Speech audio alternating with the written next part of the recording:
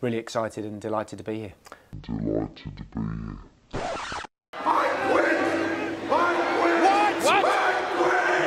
There have been some seriously angry Newcastle fans up in my grill over the last 24 hours, and no doubt there's going to be more after this video. But what I'm going to do in this video is run through the full story of Dan Ashworth handing in his resignation. He quits Newcastle United because Jim Ratcliffe and Ineos and Manchester United came knocking on the door. I'm going to run through all the stories from David Ornstein, from the Telegraph, from the Times, everything that's happened. What's the gardening leave? What's the compensation package? How much is it actually going to be? I'm going to try and gather all the facts for you and give my opinion on it as well. It's going to be an interesting video, I think so anyway.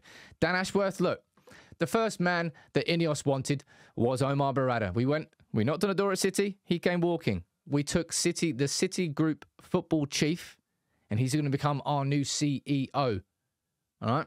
I think about a 20 million compensation package. Oh, anyway, interesting. Ashworth, he is the #1 choice for Ineos for the sporting director role. And there is now a movement because Jim Ratcliffe's 25% was officially ratified by the Premier League and the FA. That happened on Valentine's Day. And it's since Valentine's Day that all of this, the floodgates have opened and movement has really started to accelerate. I believe this was released on, this was just on the evening before, 13th of Feb. David Ornstein revealing that Dan Ashworth was the #1 choice for Ineos, for Ratcliffe, for Brailsford as well, who's got a existing relationship with Dan Ashworth. He's the #1 choice for the sporting director role. And anybody who's been a subscriber to United People's TV will know the research I've done. I can understand exactly why Ashworth would top that list. And then we fast forward a couple of days. Sunday the 18th, United had just beaten Luton, 4 wins in a row. Let's have a nice quiet evening. Never mind. Dan Ashworth handed in his resignation to Newcastle. Now, the first thing to note here is this happened before Man United made any formal approach to Newcastle. So Dan Ashworth, by doing so, has given United more negotiation power, has taken some away from Newcastle, and that pissed them off. That really pissed them off because they are reeling right now.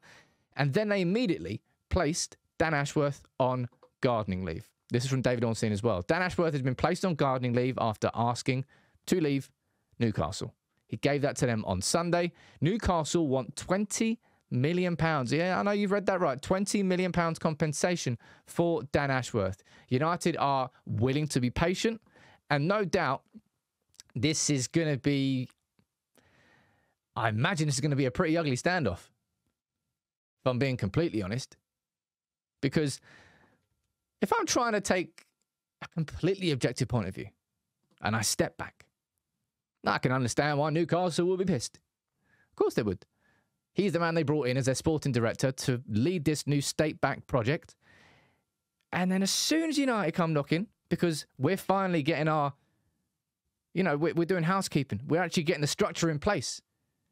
The prospect of Newcastle pales in comparison now to the prospect of a Manchester United with ambitious owners that genuinely want to take United back to the top. And Ashworth, yeah, sorry, Newcastle. Never mind. Thanks anyway, is basically what's happened, and they are fuming about it. And the 20-month guarding leave. Now, I mean, if Dan Ashworth signed a contract with a 20-month guarding leave period in, and then he probably needs a better lawyer to help with that negotiation of that contract, because that is a substantial guarding leave period. If anybody wants to know what the definition of gardening leave is, I thought this might be interesting.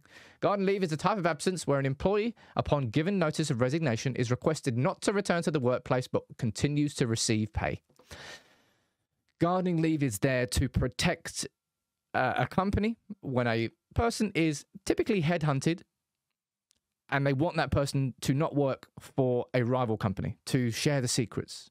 I imagine there'll be NDAs signed here by Dan Ashworth, by everything in between. A gardening period is there to stop a person leaving one company and immediately starting work at another company who is a rival. So gardening period, whether that just means literally Dan Ashworth going to your garden, and maybe that's what the term gardening, was it? I think I had it down there. Where does the phrase come from? Term made its way into the dictionary in the mid-1980s and started being used by the general public after it was aired in Yes, Prime Minister and Silent Witness. Silent Witness. My partner Susie would have liked the fact that I've mentioned Silent Witness in a video. Anyway, Newcastle are pissed with a capital P. They are absolutely foaming at the mouth. Telegraph Sport understands Newcastle would insist on a compensation fee of more than 20 million. Oh, it's gone up, actually. More than 20 million if United want him to start before that gardening leave. There is naturally some anger behind the scenes at the way Ashworth has decided to leave, having repeatedly told his employees at Newcastle there have been no contact with Ineos, who have taken control of Manchester United. Now, let's talk about that. All right. If Newcastle are smart, they would have been planning for this pretty much as soon as Ineos came in. I knew that Dan Ashworth was going to be one of the top targets. I didn't know about the pre-existing relationship between Brailsford and Rashford, but that connects the dots up even more. If they've been doing their due diligence behind the scenes, then they're not going to be left short-handed here. They would already have their candidates laid out. And this is the thing, right? Newcastle fans, you thought you won the lottery, right? You got Saudi ownership, billions and billions. We don't care where the money comes from. We don't care about anything. We just buy everything. Brilliant. We can just become another city. No. New rules and regulations are stopping that from happening. Should those rules and regulations have been in place back in 2008? Yes, they should have been. But it doesn't mean they shouldn't be in now. And they're pissed at that. Why can't we spend our billions? Why can't we? That's the first reason they're pissed. Second reason they're pissed. Building a new project. But as soon as United start building a project, we go and knock on the door. Do you want to come in, Dan? Yeah, absolutely. Here's my resignation. Yeah, I'll quit. And they don't like that. Now, I sort of, in my head, I'm comparing it to Ronaldo, United, and Real Madrid. Newcastle, United are a substantially bigger club than you will ever be. That's the truth. I know you don't want to hear that from me and you're going to get angry in the comments, but that's the truth. In the same way, I couldn't get angry at Ronaldo wanting to go to Real Madrid. I couldn't stop him going there. I could get angry about it, but I couldn't stop it. It's exactly the same situation with Ashworth. And they're angry about it. And that's why you're seeing some mad figures being bandied about. £20 million for a sporting director. You know, in the grand scheme of things, you know, we talk about 80 million for transfers and, mate, 20 million for a sporting director who's going to come in and lead our vision for the next, hopefully, 5-6 years, if not longer. And all the money is going to help us save on signings. 20 million well spent. That's not really part of this conversation, though. This is about, it's about holding power at the negotiation table. It's about the symbolic nature of what this will mean. And for Newcastle, they're going to have to put a stake in the ground and try and fight and get as much as they possibly can, even though they know that they've got a sporting director now who doesn't want to be at their club. And look, United haven't even made a formal approach yet. So the fact that Ashworth has done that, to give United more negotiation power, big up, Dan. That's a good start. We like that. But, mate, Newcastle are fuming. They are foaming at the mouth. It's quite funny. And you know what I find funny about all of this, right? What is happening to Newcastle now is exactly what happened to Brighton. Newcastle are angry at a club doing exactly what they did to Brighton. They went there, they poached him, they didn't want to let go of him, they paid the compensation, he joined. But it's the 20 million. They are just pulling that, I'm presuming so anyway, I don't actually know this, whether that figure is directly written into the contract. Say, if you want to be bought out of your gardening leave, say it's 20 months, and it's written into the contract, the club or wherever you're going to move will have to pay 20 million, written in the contract. Or whether Newcastle are just going, how much, 15? What do you reckon?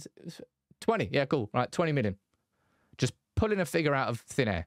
I presume it's that, which is why it's going to be an interesting set of negotiations. So people trying to compare it to the Brighton situation, maybe it is just that. But Newcastle are just... Look, I've written it there. They're acting personally offended by something that they did themselves. And that's just like reality check, lads. Like, United we're coming out of the shadows. Not arrogant, just better. And we haven't been better for a long old time. In any part. Our academy's been quietly shining in the background, but Man United is just, it's in need of modernising everywhere. New stadium, new training ground, new players, new owners. new football structure, a new sporting director. Dan Ashworth handed in his resignation. He wants to leave. Newcastle are angry, and they have just slapped a random 20 million figure on it. We're not paying that. They know that. Let me know in the comments what you think the conclusion of this is going to be, because we're going to watch it out in real time. I imagine you're going to get somewhere in the region of 10 million as a compensation figure.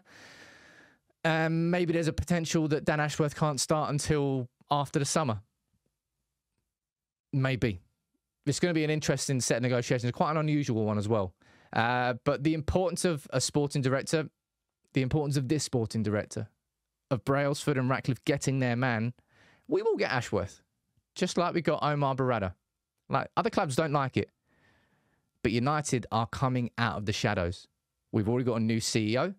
We will soon have a new sporting director. As and when that happens and how much it costs us, that remains to be seen. But you can let me know what you think in the comments, as you always do.